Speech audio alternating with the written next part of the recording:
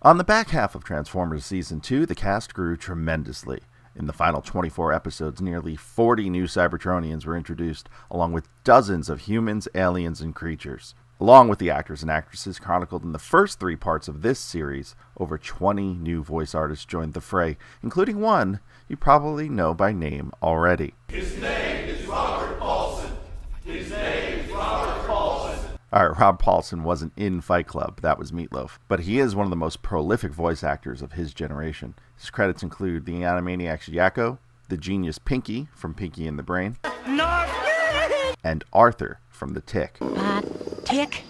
You're not planning on keeping that thing. He has also played 2 different Teenage Mutant Ninja Turtles, Raphael in the original 1987 series, and Donatello in the 2012 Nickelodeon version. Before portraying Aerialbot's Air Raid and Slingshot in Transformers, Paulson had a few on-screen roles, such as this one in the cult classic, Hamburger, the motion picture.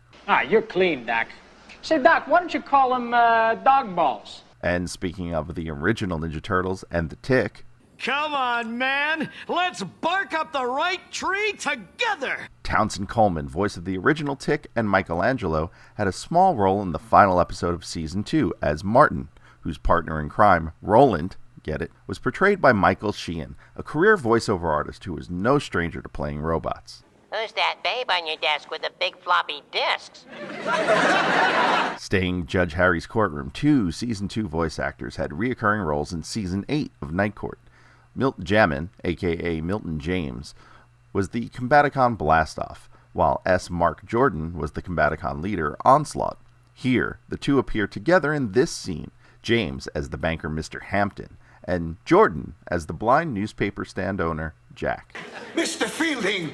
Mr. Hampton, the banker extraordinaire. A banker that makes house calls? Hey, you manage an 8-figure account. They follow you to the can. Swindle was voiced by Johnny Hamer. I'm unloading some junk.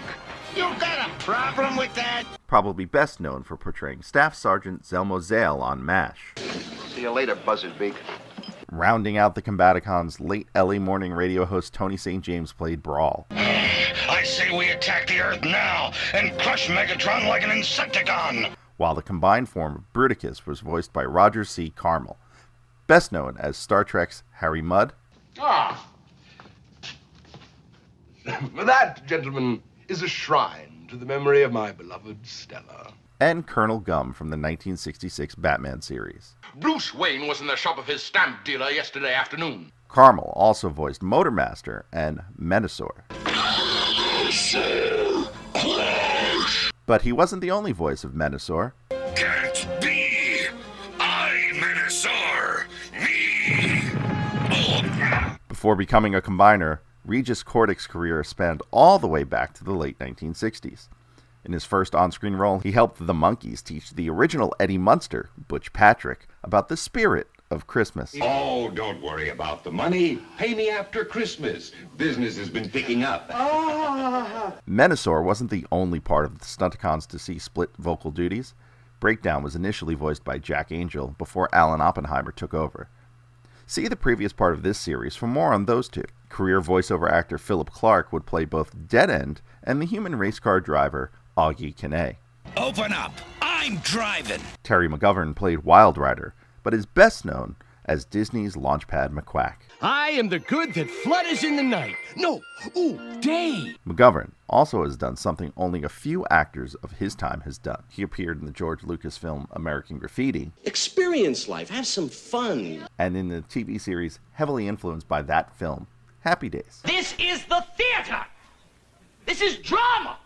This isn't checking out at the Piggly Wiggly! Rounding out the Stunticons, Dragstrip was voiced by Ron Gans, perhaps best known for his role as Armus on Star Trek: The Next Generation. I am a skin of evil, left here by a race of titans. And for being the voice of numerous 1970s exploitation film trailers. And spend a night with the night call nurses, experts in their profession. They nurse patients the way no doctor can. Nurses dispensing pills and thrills. They give out more than first aid. Speaking of first aid, the Protectobots were the only Season 2 Combiner team to be voiced entirely by previous cast members. Michael Bell would play First Aid, Peter Cullen would voice Streetwise. Dan Gilvezan would play their leader, Hotspot, and Frank Welker would pull double duty as Blades and Groove. The combined form of Defensor would be performed by Chris Latta. Welker would also split time as the aerial bot combiner, Superion, along with Ed Gilbert, while Gilvezan would get to voice one of only 2 lines ever spoken by the Autobot car, Skids. We'll start him at the 10-yard line. In Skids' only other appearance, he would be voiced by Michael Chain.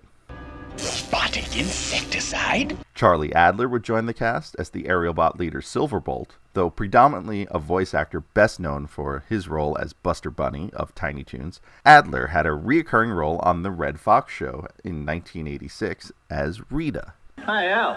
Hey, what's happening, Ralph? Al, I paid $90 for this dress at Bloomie's. Please, call me Rita. Your lips might be whispering Rita, but those size 13 shoes is screaming Ralph. Face it, Al, you're just not an 80s kind of guy. Also seen regularly on TV in the 1980s, Firefly's voice Jeff McKay was a series regular on Magnum P.I. and cousin to Robert Redford. Oh, no, you don't. I don't suppose you came all the way over here to bring me donuts, huh? The final aerial bot, Skydive, was played by... And here's the host of I'm Telling, Lori Faso! Thank you! Thank you, and welcome to I'm Telling! As host of this short-lived kids game show in the vein of the Newlywed Game, Faso would find out how much these young siblings know about one another, including future Fast and the Furious star Paul Walker, and acting twins Marissa and Giovanni Ribisi. And not to be left out of the TMNT tie-ins, Faso was Raphael in The Secret of the Ooze. He would also voice a young robot with a big future. I'm Orion Pax. Before he was Optimus Prime, Orion Pax was just one of the many Autobots we'd meet on Cybertron, past and present in Season 2. Among those we'd meet would be the bounty hunter Devcon, voiced by John Stevenson. Stevenson would also split vocal duties with Corey Burton for Alpha Trion. In addition, Burton would voice Orion Pax's buddy Dion and Vector Sigma. I am Vector Sigma. Before Cybertron was, I was. Alongside Pax and Dion, we'd meet Ariel, played by Samantha Newark. You probably know her as Jem, the truly outrageous star of the series by the same name. Or the spectacular flop of a film from 2015, Jem and the Holograms, where Newark had a cameo role alongside her modern counterpart. Pink.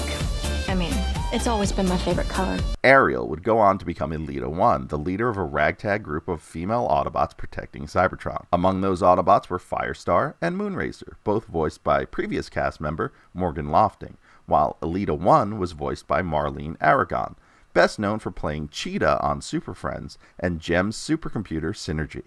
I am Synergy, a holographic computer designed to be the ultimate audio-visual entertainment synthesizer. Chromia would be played by Linda Gary, probably best known to Transformers fans as playing every important female character on He-Man and the Masters of the Universe. She was Teela, Evil Lynn, Queen Marlena, and the Sorceress, but she also had a few on-screen roles, such as this one as the boutique owner in the 1977 film Joyride to Nowhere.